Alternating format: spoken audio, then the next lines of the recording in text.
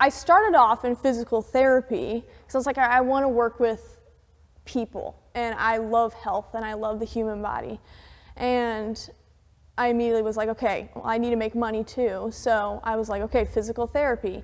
Well, that got competitive, and I was like, okay, I'm not really enjoying this, so I'm going to try out personal training. So I actually didn't start off in this gym. I started off somewhere else, and that almost pushed me away from it a little bit. But then I've known Dorian, the owner of this gym, for a very long time, and that kind of helped me really get into it and fall in love with it again.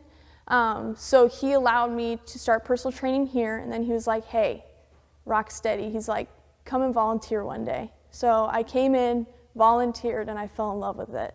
So he was like, hey, if you want to volunteer more, you can. So I came multiple times, and he was like, you know, you could make money. He's like, you could coach. So I was like, okay. So he got me to get my certification, and I was like, okay, I'm on board. And I started coaching, and here I am 3 years later. Oh, I love it. Yeah, I tell people every day, I was like, I could do this for free. Because you just build such, like, these are my friends. Like, I hang out with some of these people outside of here. Like, I'm an old soul, so I've always gone along with older people, adults, and I've made a lot of connections through this place. So I would 100% just do this for free, yeah. When I was 13, my dad put me in Muay Thai, which is full combat, stand-up, almost like kickboxing, but you have knees and elbows as well.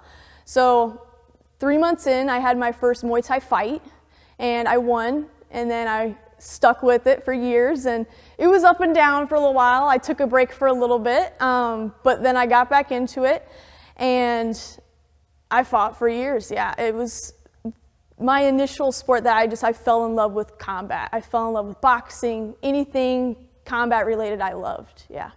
So that's basically MMA, right? Yeah, yeah. Well, yeah, but just no ground game, so I'll stand up. Yeah. No, Once you go to the ground, you have to stand right back up. we can get into that. So, Actually, the whole thing about Muay Thai is staying relaxed, staying calm.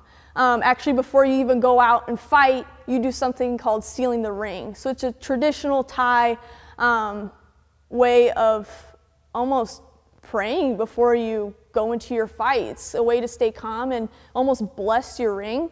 So I had that outlook on fighting. So when I came here, it kind of gave me that basis of fighting's not harsh, and it doesn't need to be.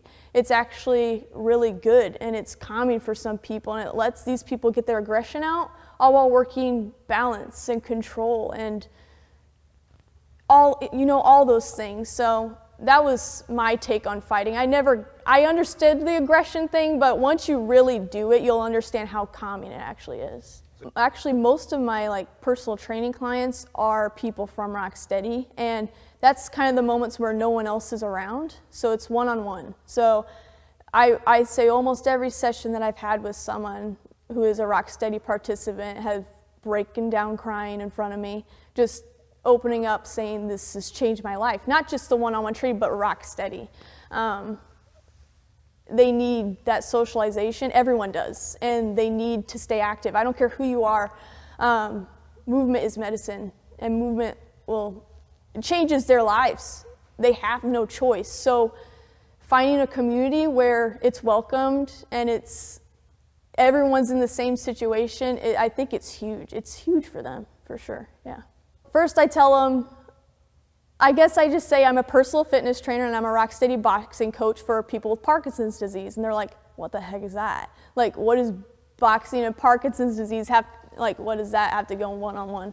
So then I tell them it's a class because people with Parkinson's, they really need fitness, they need movement. So it's a way for them to experience fitness, but also in a fun way and in a really challenging way. That's kind of how I explain it quick, because you can go into it a bunch, but that's how I explain it quick.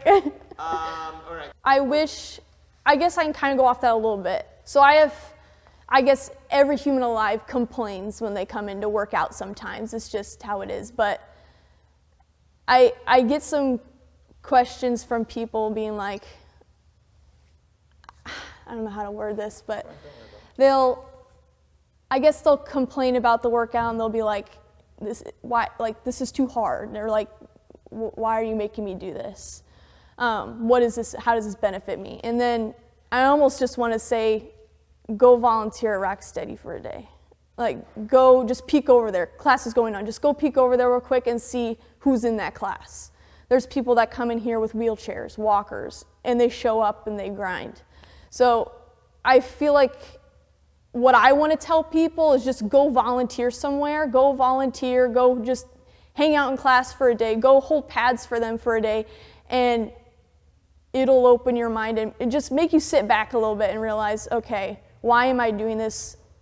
I need to appreciate things a little bit more because these people, this is their highlight of their day. Dude, it's nuts. I can't believe you're making Oh, we've had people come in that they seem like they're fit and they hopped in and they've done the workout with them and they're sweating and red by the end. People definitely underestimate what these people can do. It's a legitimate workout, right? It's a workout, yeah, for sure.